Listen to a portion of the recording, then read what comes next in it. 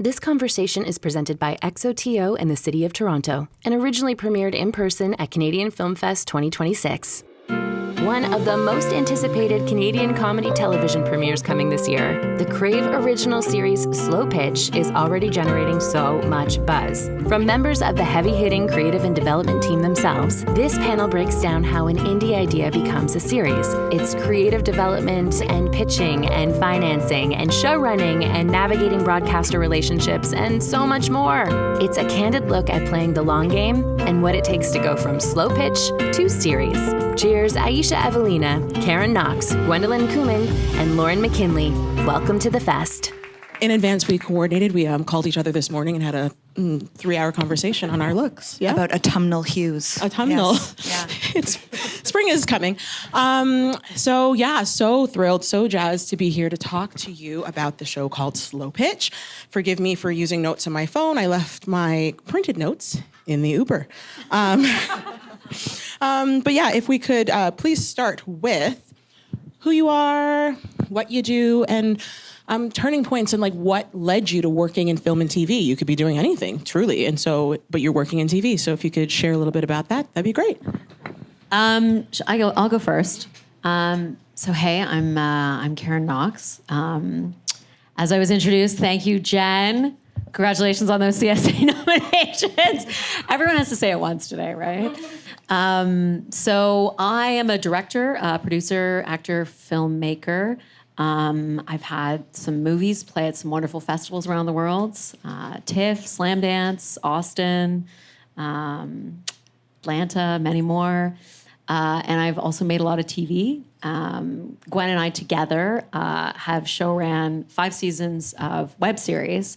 And now we graduated to the big leagues because of this fine lady right here. Now we're doing a real half hour with real money, which is not that much money. But we get to do that, and it's been an absolute delight. And how did I get into filmmaking? Because I wanted to be a theater actor, and I wasn't booking any work, and I wasn't making any money, and I was working in a bar. And so I decided I was going to change my life, so I made a web series with Gwen. The end. The beginning, really. The beginning. The beginning. Mm-hmm. I feel like my origin story is very similar. I'm also an actor, writer, filmmaker, reluctant producer. Knox and I went to theater school together here in Toronto, and then, a few years after that, it feels like nothing is happening, and I got to be in a few web series and see my friends do the thing and think kind of delusionally like, oh, I think I could do that. And we could do that. It is incredibly difficult. But then those were the skills that I developed, and I have no other skills. So this is what I do now. Take it away. That's amazing. My name's Lauren MacKinlay. I am a development executive at Bell Media, and I had actually very little to do with getting this series made, as you'll see or I was one of many, many people, I should say, who helped get this series. An integral Thanks, Knox. piece of the machine. Thank you. Integral. Early machine. Yeah. Yes. So I like to say I'm a recovering producer. I produced for 13 years before joining the network, and I found producing kind of like I grew up in a small town where theater was kind of like the gateway drug, and acting was the one thing that I thought might be interesting. And then I realized when I was studying to be an actor, I liked doing the part where you bring the people together and help create the thing and help work with the writers and write on my own on the side. So becoming the producer seemed to be a more natural fit for me. And then, throughout my career producing, I really gravitated towards creative producing, which has a lot to do with working with the writers and as things get closer to production, really being on the ground floor in kind of all stages of getting things staffed and cast and production designed and all that good stuff. And a couple years ago, there was an opportunity at Bell, and I hadn't ever really thought about what life might be like on the corporate side, but I was very intrigued. And since being lucky enough to join the team, I've discovered that I really, really love it. I love working with writers and producers across Canada every single day. And we're an amazing country full of amazingly talented people, much like these women up here. And I'm very lucky to be able to do what I do. Wonderful. Well, I think the way I've prepped this is we're going to talk a little bit about the inception of the project and then get into development, because it's my hope is to kind of download a little bit of the journey of the project so that you can contextualize the development conversation. But to just dive in, I feel like we would maybe lose a little bit of context. So we're just going to start with, very briefly, if you could, either Gwen or Knox, if you could kindly just say a bit about like the journey, like how many seasons, how did Slo Pitch kind of come to be, and essentially like what you were setting it up for. So if you ever wanted it to be a full version of a series and like that kind of vibe. And so if you would share a bit about the development of it, getting it to its web series format, so then we can dive in from the Bell business. Yeah. Okay, I want to start with one anecdote, and I don't remember who told us this, but it does feel extremely true now. So at some point we were meeting with somebody, it might have been at BAMF or whatever, but they said to us, it takes you 10 years to get a television show made if you've never made a television show. And that's how long it took us. Mm-hmm. So, I mean, this wasn't the television show that we started 10 years ago. We made our very first web series together called Barbell. We started incepting that in 2016. Yeah. So it is 10 years ago, and the half-hour show that we made is coming out 10 years later. But, I mean, we had made nothing. When we made that first web series together, we were completely out of our depth. We had literally never even made a short film before. No, it was like going to film school in public. Yeah, it was extremely embarrassing. We fully admit that we cried every single day for a year while we were making the first web series. Mostly in post-production. Yeah, post-production was the worst because we really didn't know what we were doing there. You know, the internet is an amazing tool, and we did have some collaborators who fortunately had gone to film school, so they really held our hand through a lot of that. But I think it's funny to like reflect on that anecdote now and just remember that like nothing happens overnight, and to have like a foundation to start working towards something is necessary to prepare you for the gauntlet that is making TV. Yeah. So Slo Pitch, though, the web series, we started the first season of that in... I think it was 2019. Yes. 18? Wasn't it like the proof of concept of the That you're in. that I'm in? Yeah. That you're in. That's so right. Jay Stevens, the director of the show, of the web series, and all the episodes of the Big Boy Show, they came to us with this idea of like wanting to make a show about a beer league sports team. They had played on an Aussie Rules team, which I can't begin to explain Aussie Rules. It's Australian football, it's a whole thing. Yeah. It's awesome. But they were like fascinated with the team drama and the dynamics that could be mined there for comedic effect. Mm-hmm. And we agreed that sounded like an awesome concept. And I think we all agreed that Slo Pitch or softball as a core focus made more sense than something like Aussie Rules. It's something like, even if you don't play, you know someone who plays softball. Mm-hmm. So we went from there. Yeah. And then I'm sure there are people in the crowd who have done the web series like funding route.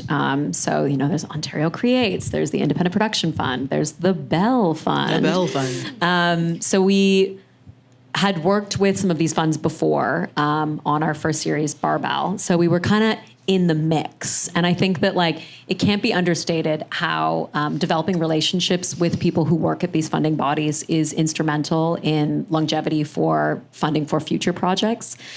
I actually recently found out that the Bell Fund is now sort of transitioning its funding to fund just like shows across the board. So it's not just web series funding anymore. It's the same with Ontario Creates. Oh, no.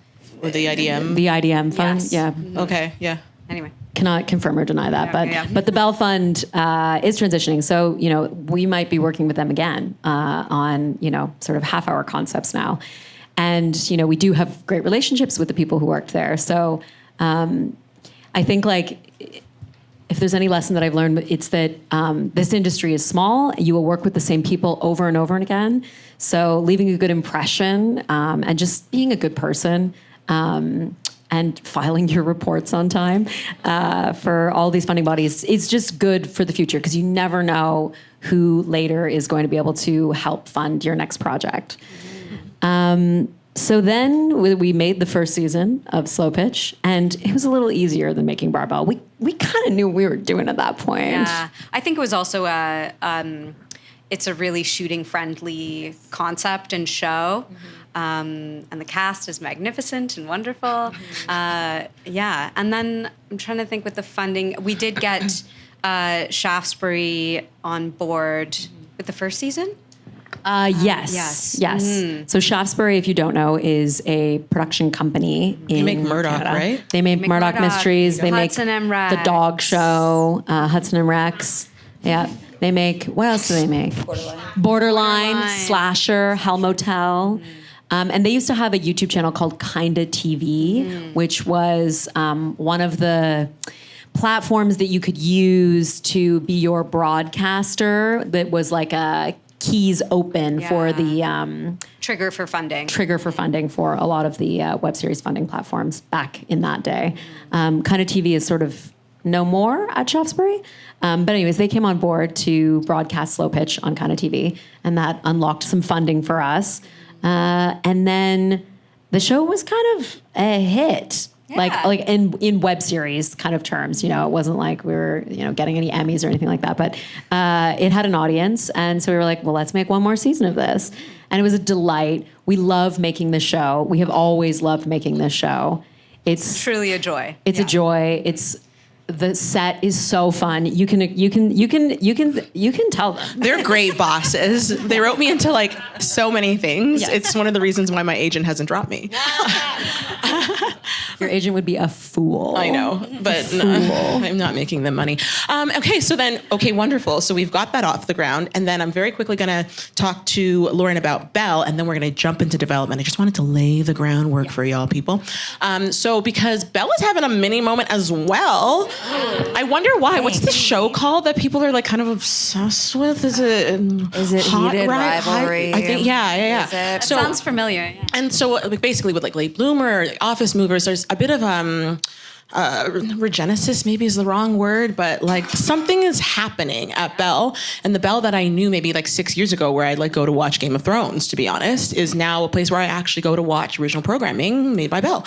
Might be because Lauren McKinley's at Belle now. I don't know. So yeah, I was just hoping. Me entirely too much credit, but thank you. Yeah. So to lay the groundwork for folks in the audience who are also thinking like, okay, maybe I could take my project to you, that kind of thing. Yeah. Like, what are y'all, the age-old question of like, what are y'all looking for? And then to kind of transition it toward the development question, what was it that you saw in Slo Pitch that made you think, okay, cool, this has legs in order to translate to long format?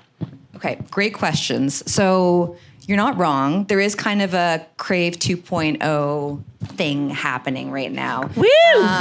Yes! We'd love to hear it. We had a banner year with Heated Rivalry, for sure. I think we all were really excited about this show. Nobody could have anticipated the kind of global phenomenon that it has become, and we feel so happy. Like every single person who worked on that show is quite deservedly getting their flowers. And we love to see it, and a rising tide raises all ships, and it really just does feel like Canada's show. So we hope that like everybody is also like catching that excited vibe too.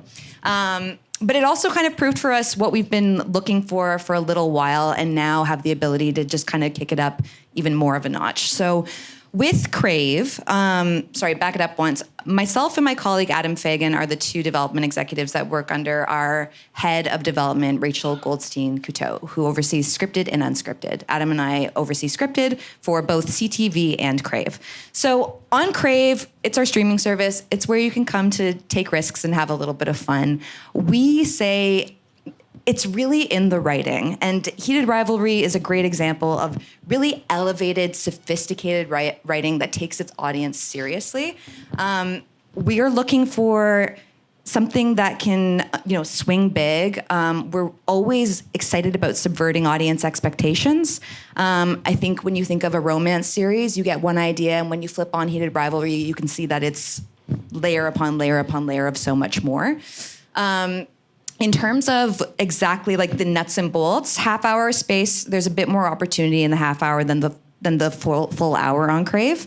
But that's not just exemplary comedies like Slo Pitch. That's dramedies like Late Bloomer. We have our first half-hour drama in Yaga coming out, and we're really excited about that too. And of course, the Trades. What? I'm sorry. What was that? I word? believe received 8 CSA nominations today. The Trades. Woo! And I think you'll see from Yaga that we're willing to take risks in like blending of genres as well, because that is like at its core a mystery, but it also has some really cool witchy genre elements to it as well. So that kind of shows we're not afraid to, blend worlds, do a bit of a mashup a little bit. We like having multiple entry points for our audiences. So if you want to come for a drama, if you want to come for a genre, you'll find something for both audiences in that show. Hour long, we do hour long. It's a little bit more competitive simply because of the HBO catalog that we're very proud to have on Crave. So we're looking at more sort of tentpole series. Heated Rivalry is a great example of something that capitalized off a really strong existing IP and a quite feral fandom. Obviously, like, we want to sell well in the territory, but we want things that do well internationally too. And if we can set up partnerships to co-develop internationally at an early level, that's really fun for us because we can make sure that both territories, the content is suiting us both organically, rather than, sometimes you try to make a Canada-UK co-production happen at the last minute and it feels like you're like wedging in a moose in the frame or something to make it more Canadian. The only thing that we're not really doing right now is family and kids. But I think, like, in terms of Slo Pitch, and there were two things that were happening simultaneously. This is before my tenure, but I got the goods from Sarah Fowley, our head of production. So she had been fed the web series through a friend or a relative of her wife, and everybody thought it was really, really funny and great and original. And, like, I think the thing with Slo Pitch was that it had really unique characters that you could see existing in a world expanded beyond just the sketch that was happening on the show. And then at the same time, my predecessor, Jay Woo, was meeting with Jay Stevens, and you told me this story, right? You can finish it if you want. So Jay Stevens, co-creator on Slo Pitch and our director, was pitching a different show to Jay Woo, who was Lauren's predecessor. And Jay Woo was like, this one not for me. What's going on with Slo Pitch? And Jay Stevens was like, well, in fact, we would love to make it a half hour.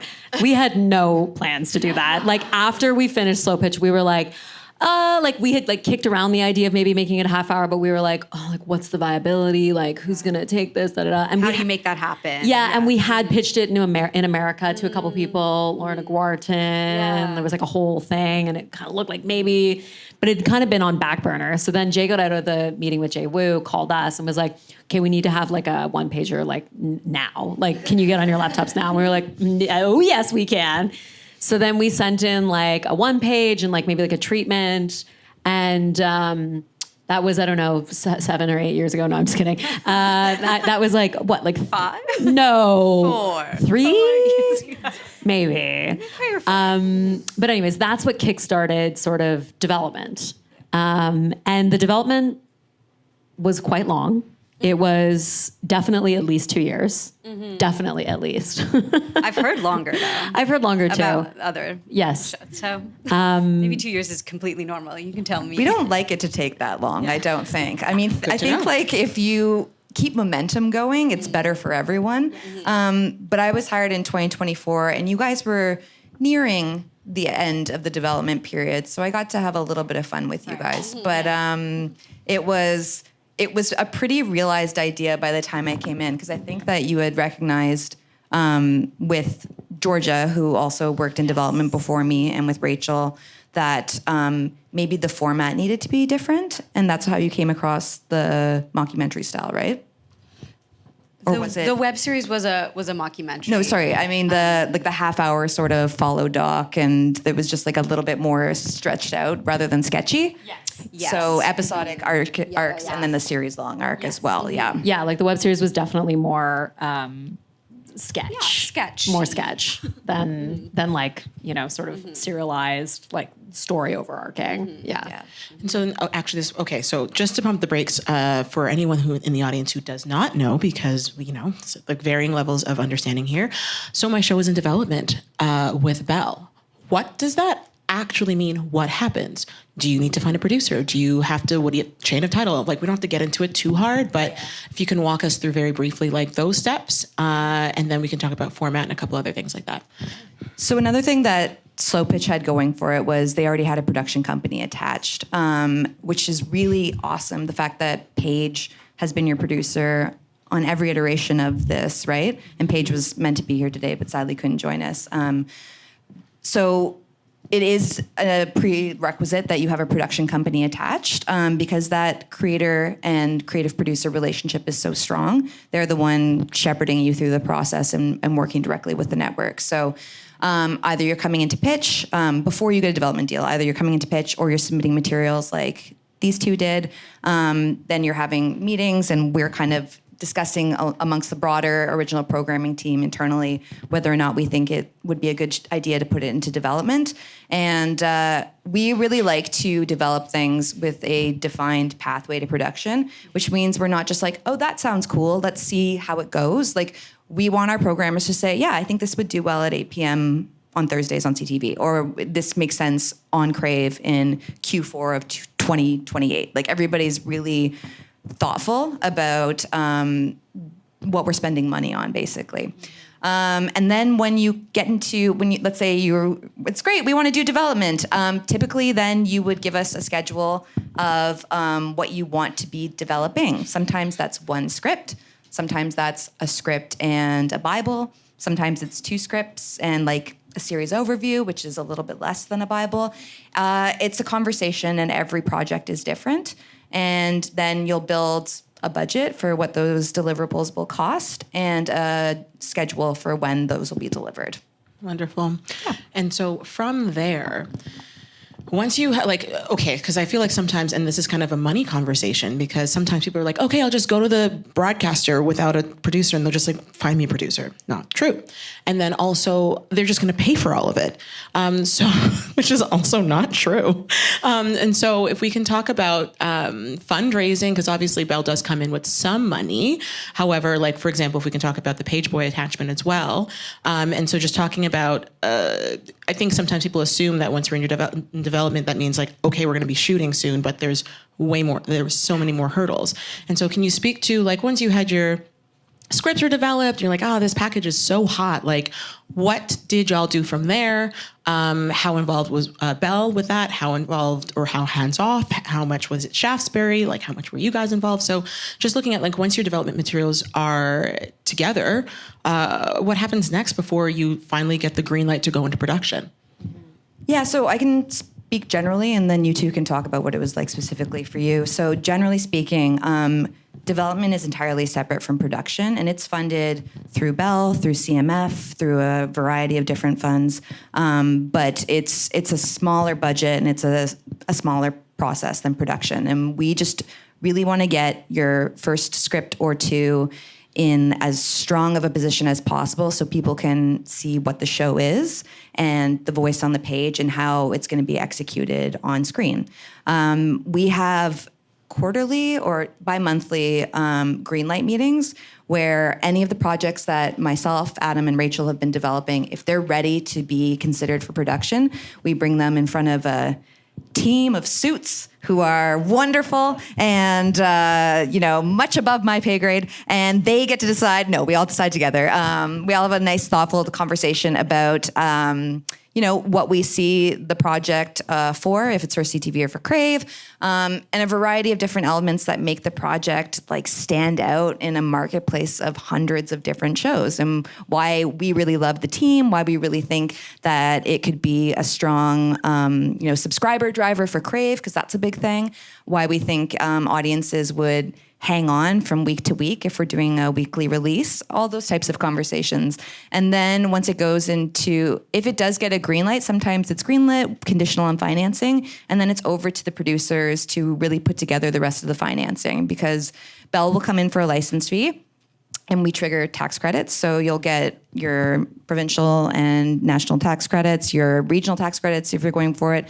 And then sometimes people do go for the Bell Fund, Rogers Fund. Sometimes there's CMF funding as well. But then international distribution is a part of it. And since we have a stake in Sphere Abacus, which is a distributor, that's a conversation that we can also be a part of. But if you have international distribution on your own, that can be something that you're, seeking out. You're looking for pre-sales or you're looking for commitments in that way too. And so Slo Pitch was kind of the same sort of. Yeah. Sorry. Can you speak to, it sounds like you guys, you greenlit a couple scripts. Well, not greenlit, but you were like, okay, we love these scripts. We're behind you. If y'all can find the funding, then come back and talk. So then it's up to you two and Paige from Shaftesbury. And so, what did you do in order to kind of help raise, I guess, the gap financing in order to do so? And also curious about Page Boy and if you thought that attachment would help bolster the project to gain international attention, to find other distribution partners. So maybe speaking about how you package the show once you had your scripts and your deck and you're like, okay, we have a show here.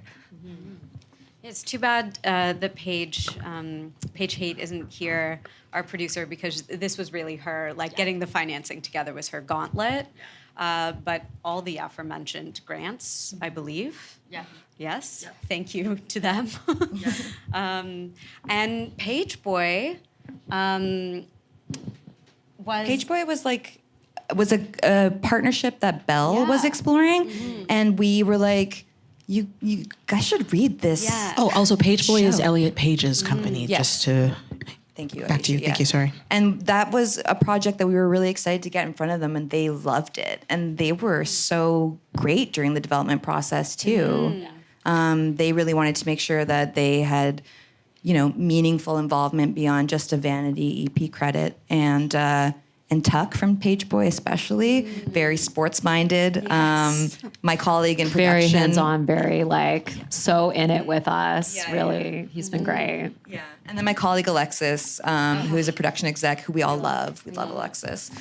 She is also very sporty spice, and so not just a brilliant mind on creative, but obsessed a little bit with baseball and was very much about if the ball goes here, you can't have action over here. So she is and that's good. You need people who have different priorities and strengths, right? Very helpful to have the sports person eyes. Yeah. Sorry, go on. Well, I was just going to say the Page Boy partnership just made so much sense. And yes, I think they are a Canadian-American company, but do have that international eye. Yeah. So that's been very helpful. Mm-hmm. And then, so to kind of transition the conversation away from the money business to more so creative, can you speak to more so about how maybe the cinema language had changed, those kinds of creative choices? You talked about format going from less of a sketchy kind of vibe to more something episodic where you can come week to week to see what the characters are up to. So if you can speak about A, how the changes that you made, and then B, any creative hurdles that you encountered, because once you make a web series, it's kind of your thing, and you're not really answering to many people. Mm-hmm. And I'm sure you have a lovely partner in Lauren, but the thing is, it's now a part of a larger system with bigger goals. And so, if you can just speak about how it changed, and then creative hurdles when it came to just moving through certain things that you maybe didn't expect in order to kind of get it to the next point. And maybe this is once you've got your green light and you're actually working on all of your scripts. Yeah. I think both of us kind of thought we knew what we were doing when we started. Yeah. Making the half hour. Yeah. And we didn't. Sorry. And I feel that's just a lesson I'm going to have to learn over and over and over again until I die, which really sucks. I hope that, I don't know, maybe when I'm 60, I'll be no, I think I know what's best here. So it was interesting. I think, we wrote the pilot probably, I'm not exaggerating, probably 45 times. And that's like, and it's also the last episode that we're locking as we're finishing up, because a pilot, it's the most important episode. It's the thing that like people will sometimes watch 5 minutes of it and turn it off if it's not for them. It's just like you're staking everything on this like one episode. So much time and attention and detail has to go into this pilot. And I think we thought we knew what we wanted it to be. And, it's both frustrating and really liberating to work with a lot of people whose opinions you have to listen to, and who know a lot about business and sellability and what an audience is going to respond to. So I think when we had to like expand the world, I think the notes that we kept getting back on our scripts were, the world feels too small still. It needs to feel fuller. It needs to feel bigger. And bigger does not mean you need to go to a bunch more locations. You need to, you need to spend a lot of money. You need to have crazy wild, storylines or whatever.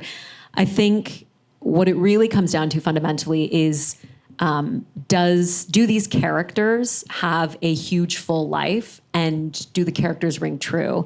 I think the thing about art for me is that truth is always the thing that opens it up and makes something feel bigger, because recognizing truth on screen, it's either there or it's not. And I think what we needed to really do when we finally kind of cracked what the expansion of the world needed to be was really just dialing into the characters. Yeah. Drilling down into them. Go ahead. Well, and Start just talking. Personal stakes. Yes. We kept getting told that the stakes need to be higher. Mm-hmm. And it felt confusing because it felt like we could write that the world was ending and the stakes still aren't high enough. Yeah. But the stakes weren't personal. Mm-hmm. Why does the world ending matter to our main character? Yes. And I feel like that's, for me anyway, maybe can I say 100%, 100%. That's the biggest lesson that's been learned. Yeah. Mm-hmm. Yeah. Wonderful. Okay, that's cool. Personal stakes. Personal stakes. We guys. literally got the stakes note so many times I threatened to tattoo it on my ass. I was so tired of hearing it. And then, but you have to hear it that many times until you get it. And it's I think, I think genuinely I'm going to say this. I think it's a testament to you and me that we don't know how to do things, and we fail and we fail and we fail and we fail and we fail until we don't. Yeah. And we've done that a lot of times, and that's why we have a TV show now. Failing in public. Yes. That's the Failing key to in public. Slay. Yeah. Okay, and so then my other question is to bring you into the conversation, because also you're the person that's thinking about one of the people that's thinking about sellability and it's the life of the show beyond just the world that you're making, and how the world will receive it in a way. And so can you speak to how you tried to work with these lovely creators in order to make sure that you were helping them maintain their autonomy in voice, in the writing, in the creative, while also gently shepherding along, being but I want this. So can you talk about the dynamic with working with creatives as a development executive, which also is quite producerial given your strengths? So, yeah, I think in my experience, both on this side and on the producing side, the most helpful thing has been alignment as early as possible. If you're not making the same show from the beginning, you're in trouble. Sometimes, we always say it's never too late to approach us. Even if a show is completely, shot and packaged, we can send you over to our friends in acquisitions and they'll take a look at it. But it can be too early. The shows that don't really tend to get a lot of positive response internally when they're pitched to us are the ones that don't know what they are. So it's really making sure and throughout the development process, we can experiment with things. We can dial up the tone. We can dial it back if we're considering main network. We try not to do too much of that flip-flopping. But sometimes, a show can be stronger for having tested it in multiple different ways. But generally speaking, we really just try to align with what it is about the show that we're responding to. And if it needs any sort of adjustment for our particular platforms, for our particular audiences, we try to discuss that as early as possible, because if the creators aren't aligned, then it's not a good fit. But I think a lot of the time, we all recognize, like, I think everybody in this room knows how collaborative film is, and nobody's making anything in a silo. Like, I've always, like, gone by the mantra, best idea wins, like, from the beginning of my career. And I've learned everything and failed in public, but been better for it because I've had really, really smart people around me that I've listened to and that I've learned from. So yeah, just really making sure that we have a defined collaborative experience from the beginning, that we're all making the same show, that we all have that North Star. Like, I love what you said about character. And I find that if you have the defined North Star for your show, anytime something isn't working, go back and look at that and make sure, are you satisfying that North Star? Because if you're not, that's probably where you're running into problems. I don't know if that's all. No, that's a great answer. Thank you. Also, I am going to open it up to questions in around 5 minutes or so. So get them percolating. That way, when I ask you, does anyone have any questions? It's not a sea of crickets, because that does happen. So I'm prepping you guys. Okay, so one of the things that, also a very quick anecdote. I don't know if you two remember this, but I was working at the Drake Hotel, and you guys had gotten your green light for I think the second season of Slo Pitch. Do you remember this? Slay. You were in the day patio. I do remember. I was this. a hostess. Go on. Yeah. Hell yeah. Yeah, and so it's like really cool to like come full circle here. And then talking about North Stars, talking about like foundationally, like making sure that things are strong from the foundation. I'm curious about what the two of you, when it comes to your show, were very adamant on maintaining from the beginning to here, because obviously all kinds of concessions, and maybe not concessions, but like collaboration is a give and take, it's a push and pull. And so all kinds of things had to happen, and the idea has changed. Who engages with it changes. The world, who receives it has changed. And so what was the thing that was underpinning it that you were like, we must retain this one nugget. We must maintain this if we're going to take it to series. Well, I think we would both agree. Okay, it's a word that starts with S. Okay. Do you know what it is? Sports. No.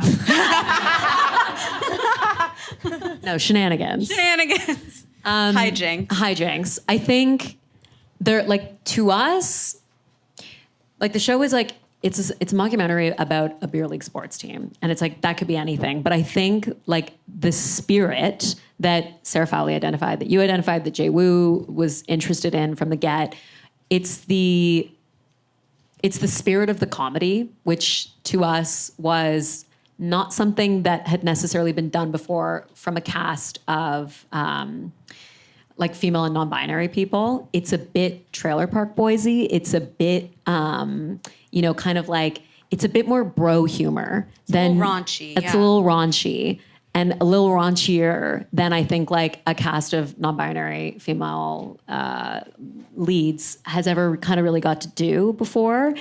And I think that sort of like spirit of hijinks was the thing that we really wanted to maintain, but also Belle really wanted to maintain. Yeah, you buy the voice and you don't dilute that. Otherwise, you're doing a bad job of developing, I think, right? Yeah. And it was interesting. There was one episode which one's the beer hiding episode? Was it? That's 3. In season 1 or season 2, though? Season 1, right? Yeah, it's season one. It's season 1. Yeah. So in the web series, there was one episode that everyone was like, this episode rocks. Yeah. This is the good stuff. And like Belle said that, Shaftesbury said that, we agreed. We were like, yes. We were like, this is the tone of the show. This is funny. This works. So even when we were, in the script development phase too, we looked back at that episode and we were like, why does the formula, why does the structure, why does the comedy all work in this particular, and it was one episode we made 20 of them. But it was just one, like, it was sort of a North Star for us in terms of like what the comedic tone was of the show and what we were trying to maintain with it. And we did. And I'm really proud of us because we did do that. And Belle, like, honestly, it's interesting, like, yes, things are going to change, and the scope has to get so much bigger, and you're working with so many more people. But honestly, like, they saw the web series, they loved the web series, and then they wanted to make a longer format version of the show. So honestly, every time we got feedback from Bell about expanding the scope, going deeper with the characters, it was good notes. Like, the show would have been bad if we had just been given all this money to make it, and we didn't have anyone telling us, like, no, you need to, like, dig deeper. You need to make this bigger. You need to, like, make this formula more, structurally sound. And so, like it is fun working in a sandbox where, you don't really have to answer to anybody, and you kind of just dream up, and you can really find your voice. But, like, working with a network is awesome. Like, it really is. Like, if you have great people at a network who are smart and have great taste, then it's just a benefit to you. And, like, working to figure things out with them is just helpful, really. So, can I say something about you guys as well? That is a good, they're an amazing example of what you can do on your own without a network. And the fact that you had that episode that was like, this is the tone, this is the voice, this is our North Star. You made it without a ton of help. Mm-hmm. And everyone here has the ability to do something like that. Go and make your own stuff, because a lot of success stories, like not just Slo Pitch, Letterkenny was a bunch of YouTube shorts before it became a show. I'm sure there's a million other examples. I mean, we've worked with like people like Bowman. He had his own show because of his TikTok account. Like, it's really good to be able to have a really strong proof of concept, to be able to like point to, like, this is my voice. If you don't, like, if it's not totally clear through like a sales document, a really strong script or a really strong proof of concept is something that you can do at any stage of your career. 100%. And I think you've done that. Oh yeah. Yeah. And so I think in this workaday world, that's I don't want to say the only way to get something made, but like to get your first thing off the ground.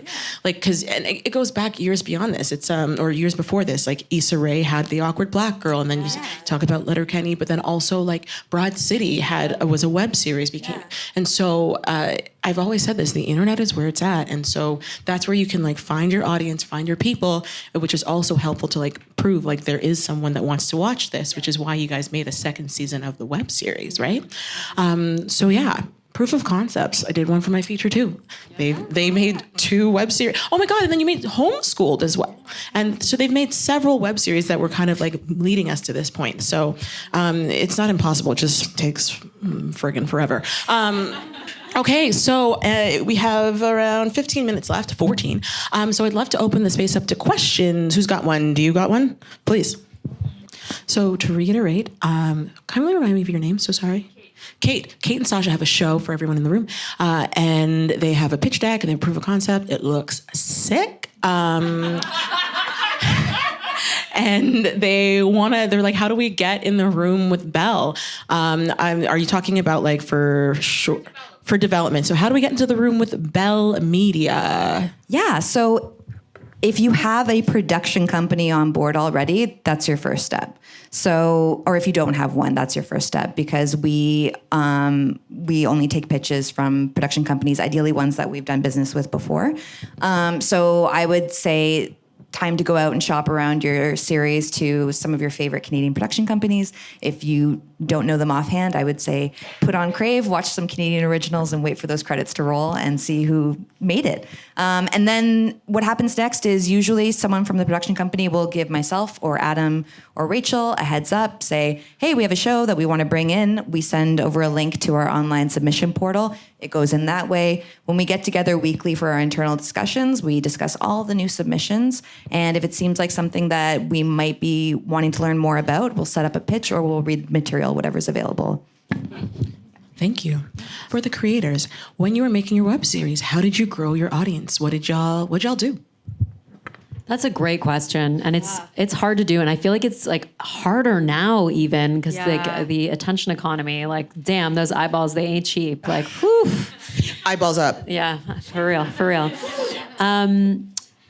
So we were lucky because we were on Kinda TV, which was a platform that had sort of a built-in YouTube subscriber base, which was pretty high because we were riding on the coattails of this phenomenally successful web series called Carmilla that was about a lesbian vampire that everyone loved so much. I feel like we're gonna be the Slo Pitch, like Carmilla, like Heated Revelry is the Carmilla, and like, you know what I mean? We are riding those coattails. Ride those coattails. No complaints. Give me those eyeballs. Anyway, so this YouTube channel had a lot of subscribers. So we got on there, and all the people who loved Carmilla were like, what is this show? Like, let's give it a shot, I guess. And some of them hated it because there was no vampires in it, but some of them loved it because there was sports in it. So we were lucky enough to sort of like, we had a bit of a built-in audience there. And our first show, Barbell, Yes. was also on the same channel. Yes, that's true. So. Yeah. So there was more built-in audience. But my one thing that I will say is that obviously social media is so important, and it can also be really fun. And I have had the great joy of running the social media accounts for pretty much all of our web series. Gwen sometimes does it, but doesn't like it very much. I'm not as good at it. But I love doing it, and I think it's so fun. And I think that as a creator, it is in your best interest, especially at the web series phase, to run your own social media accounts, because think about it as an opportunity to just make the voice even stronger. I think that a lot of people forget about the rollout of shows, and as much as I don't want this to be true, it is true. And the rollout of your show is just as important as the time you spend on set and the time that you spend in post-production. You should be thinking about the way you are rolling out your show just as much as you are thinking about the art, because this is a business and you have to sell something. Unless you want to make a movie completely in a vacuum and it's it's an art house thing and you don't care and you don't mind if only a very limited number of people see it, that's totally fine. And that's so cool. Don't get an Instagram account for that movie. I respect you. I wish I could be so cool. But yes, if you can think about, and I know that sounds oh God, I have to sell my art now. What is this disgusting handshake deal between commerce and art? Why does it have to be like this? Can't they break up? No, they can't. No. But it doesn't have to be bad. It can be a loving relationship. Oh my God. And it can be GGG. And so I think that if you can try to reframe your thinking about the rollout and try to think about that in an artistic way, it can become really exciting and fun. If you've seen some of the stunts that Timothée Chalamet was pulling off for the Marty Supreme promo, I was like, hell yeah, King, go off. The promo was sick. It was so artsy. It was like Andy Kaufman doing stuff back when he was pulling all those insane weird things promoting his stuff. It can be super experimental and fun and exciting the way you roll stuff out. Think about it almost like performance art. It can be really unique and artistic. And if you are the voice behind it, it's just another opportunity to flex your muscles as a creative, as an artist, as someone who is figuring out a way to get their art out there to the people who are going to love it. So factor it into your plans. We also had a small marketing budget set aside for, I think, probably every season of a web series that we've made, except for the first one, maybe. And we've done different things with it in the past, but you can hire on a digital marketing company or a team, and they'll know where to put your trailer to get the best eyes on it, how to target your demo, and let the experts do their work. Yeah. And if any of you remember that movie Anora, there's a reason why their marketing budget was 3 times their actual budget. Not saying y'all should do that, but it's important. Also, in the mention of Timothée Chalamet, we are pro ballet here. And opera. And opera. Yeah. And then I would also say, to add to what you're saying, if you're not that person, one of the things I've been preaching about is community. And so if you're not the person that loves to live on the internet, I love the internet and it's a problem. But if you're not that girl, find a pal who is, you know what I mean? Find a collaborator who is.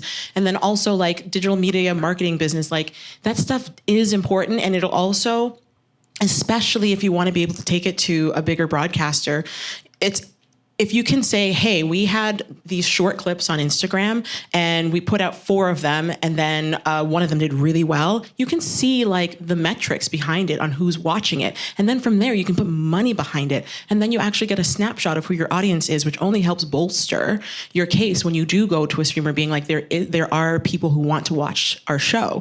And so if you're not that person, find that person, community. And then also like to what you were saying about Kinda TV, there's so many YouTube accounts out there with millions of followers, and you just have to find alignment with like what you're offering. And so like we're not talking about my show The Drop, but like we did that with Narcity once upon a time. So yeah. Okay, other questions? Oh, at the back.